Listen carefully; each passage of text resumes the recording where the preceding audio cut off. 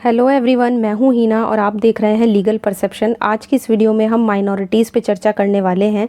अल्पसंख्यक किसे कहते हैं और हमारे कॉन्स्टिट्यूशन में माइनॉरिटीज़ से रिलेटेड कहां कहां पर प्रोविज़न दिए गए हैं, इनसे रिलेटेड इंडिया में कौन कौन सी योजनाएं स्कीम्स चलाई गई हैं वो भी हम इस वीडियो में जानेंगे।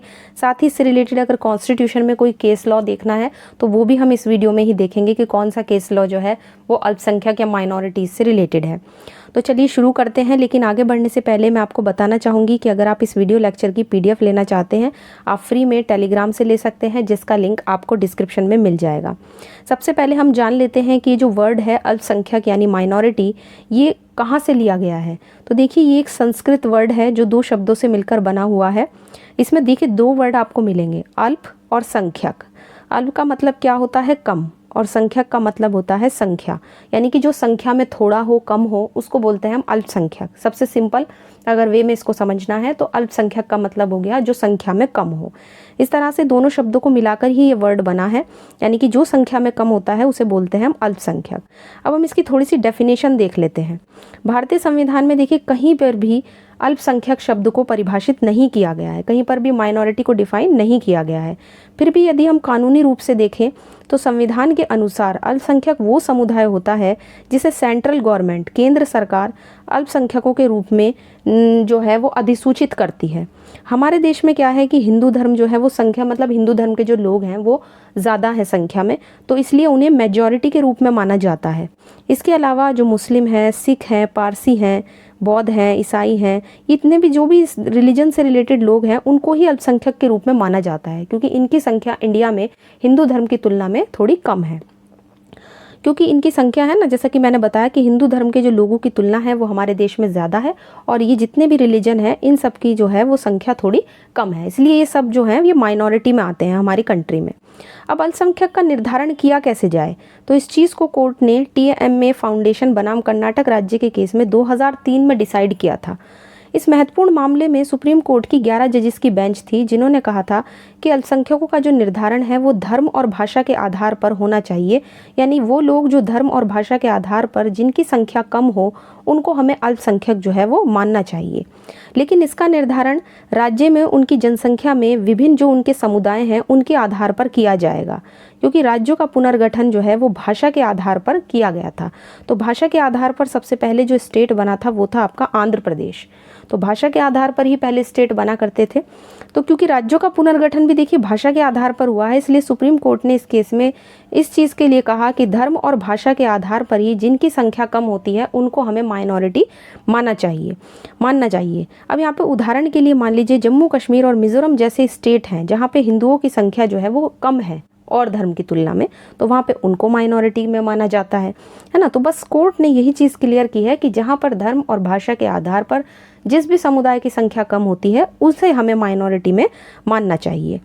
अब इसके बाद आता है अल्पसंख्यकों से संबंधित संवैधानिक प्रावधान। जैसा कि मैंने आपको बताया था स्टार्टिंग में ही कि हम अल्पसंख्यकों से संबंधित कौन कौन से हमारे कॉन्स्टिट्यूशन में प्रोविज़न है वो भी इस वीडियो में जानेंगे। तो देखिए सबसे पहले आता है आर्टिकल 29 अनुच्छेद 29, जो ये प्रावधान करता है कि भारत के राज्य क्षेत्र या उसके किसी भाग में रहने वाले जो नागरिक हैं उनको अपनी भाषा, अपनी लिपि, अपनी संस्कृति को बनाए रखने का अधिकार होगा। इस तरह से इस आर्टिकल में दिए गए जो अधिकार हैं वैसे तो वो बहुसंख्यक और अल्पसंख्यक दोनों को ही दिए गए हैं, क्योंकि यहाँ पे ऐसा नहीं कहा गया, यहाँ पे नागरिकों की बात कही गई है ना। यहाँ पे कहा गया है कि नागरिकों को अपनी भाषा, लिपि, संस्कृति को बनाए रखने का अधिकार है। तो बेसिकली हम इस आर्टिकल को तो नहीं कह सकते कि अल्पसंख्यकों से ही संबंधित है। इसके बाद नेक्स्ट आर्टिकल, क्योंकि देखिए हालांकि अभी हम एक चीज़ और जान लेते हैं कि सुप्रीम कोर्ट ने एक मामले में कहा था कि आर्टिकल 29 का जो दायरा है वो केवल अल्पसंख्यकों तक सीमित नहीं है। एक मामले में कोर्ट ये बात कह चुकी है, क्योंकि इसमें नागरिक शब्द का यूज़ हुआ है और इसमें तो अल्पसंख्यकों के साथ बहुसंख्यक भी शामिल है, यानी जो माइनॉरिटीज़ हैं उनके साथ साथ जो मेजॉरिटी के लोग हैं वो भी इसमें शामिल हैं। इसके बाद आता है आर्टिकल 30। आर्टिकल 30 क्या कहता है कि धर्म और भाषा पर आधारित अल्पसंख्यकों को अपनी रुचि के अनुसार वे कोई भी, मतलब जो शिक्षा संस्थान है उसकी स्थापना कर सकते हैं, उस पर प्रशासन कर सकते हैं, और इस अनुच्छेद का जो खंड 2 है वो इस अधिकार को और भी ज़्यादा मजबूत बना देता है। क्या कहता है खंड 2 कि राज्य शिक्षा संस्थाओं को सहायता देने में किसी विद्यालय के विरुद्ध इस आधार पर ही भेदभाव नहीं करेगा कि वो धर्म और भाषा पर आधारित किसी अल्पसंख्यक के प्रबंध में है। तो केवल स्टेट इस बेसिस पर ही जो है वो भेदभाव नहीं करेगा, धर्म या भाषा पर आधारित किसी अल्पसंख्यक ने उसको बनाया है।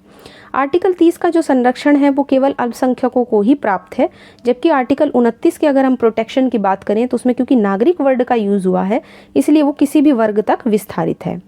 अब आते हैं आर्टिकल 350 पे। देखिए, शुरुआत में कॉन्स्टिट्यूशन में भाषाई अल्पसंख्यक वर्गों के लिए विशेष अधिकारियों के संबंध में कोई प्रोविज़न नहीं था, यानी कि जो पर आधारित अल्पसंख्यक वर्ग पहले बनाए जाते थे उनके लिए कोई स्पेशल ऑफिसर हो ऐसा प्रोविज़न नहीं था। लेकिन बाद में क्या हुआ कि 7वें संवैधानिक संशोधन अधिनियम से, जब 7वां संवैधानिक संशोधन अधिनियम किया गया 1956 में, तो उससे संविधान में एक नया आर्टिकल जोड़ दिया गया जिसका नाम था 350 अब इससे भारत के राष्ट्रपति को भाषाई अल्पसंख्यक वर्गों के लिए एक विशेष अधिकारी की नियुक्ति का प्रावधान कर दिया गया कि प्रेसिडेंट जो है वो एक स्पेशल ऑफिसर को अपॉइंट कर सकते हैं। ये तो बात थी कॉन्स्टिट्यूशन में दिए गए अल्पसंख्यकों से संबंधित प्रोविज़न की। अब हम देख लेते हैं उस आयोग के बारे में जो अल्पसंख्यकों के लिए बनाया गया है। तो एक नेशनल माइनॉरिटी कमीशन बनाई गई है। इस आयोग की स्थापना राष्ट्रीय अल्पसंख्यक आयोग अधिनियम 1992 के तहत की गई थी। इस अधिनियम की धारा 2 क्या कहती है कि केंद्र सरकार के द्वारा अधिसूचित समुदायों को ही अल्पसंख्यक माना जाता है।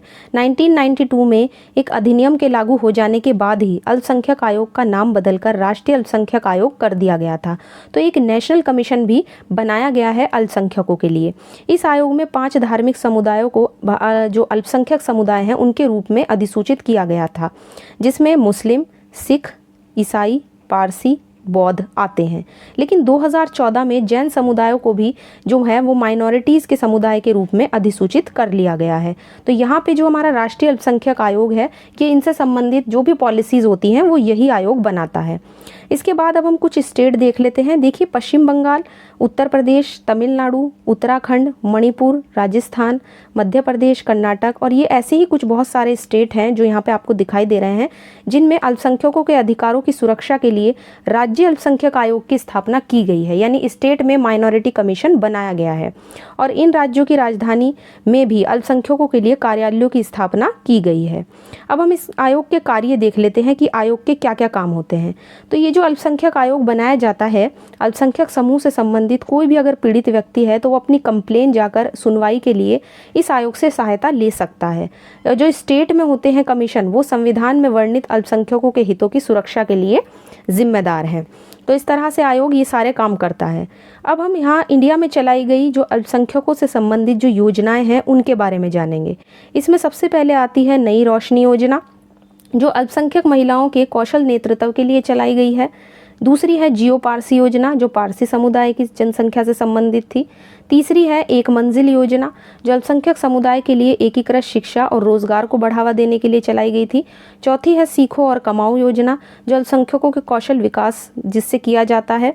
इसके बाद मुफ्त कोचिंग योजना चलाई गई, जिसे नया सवेरा योजना के नाम से जाना जाता है। अल्पसंख्यक छात्रों को हर तरह के प्रतियोगी परीक्षाओं की तैयारी के लिए स्कॉलरशिप और कोचिंग सुविधा के लिए धनराशि मुहैया इससे कराई जाती है।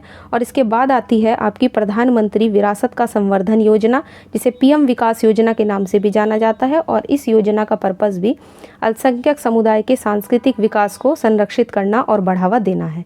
तो इस तरह से यहाँ पे जितनी भी योजनाएं हैं जो भी मोस्ट इम्पॉर्टेंट थी वो मैंने यहाँ पर ऐड की है। और इस तरह से मैंने इस वीडियो में जो अल्पसंख्यकों से संबंधित जो भी खास या मोस्ट इम्पॉर्टेंट जो इन्फॉर्मेशन थी वो यहाँ पे डिस्कस की है। वीडियो आपके लिए काफ़ी हेल्पफुल होगा अगर आप किसी भी पेपर की तैयारी कर रहे हैं, खासकर जो लॉ से रिलेटेड पेपर है उसमें तो आपको माइनॉरिटी के बारे में पता होना ही चाहिए। और जैसा कि मैंने स्टार्टिंग में बता दिया था कि अगर आप इस वीडियो लेक्चर की PDF लेना चाहते हैं आप फ्री में टेलीग्राम से ले सकते हैं, जिसका लिंक आपको डिस्क्रिप्शन में मिल जाएगा।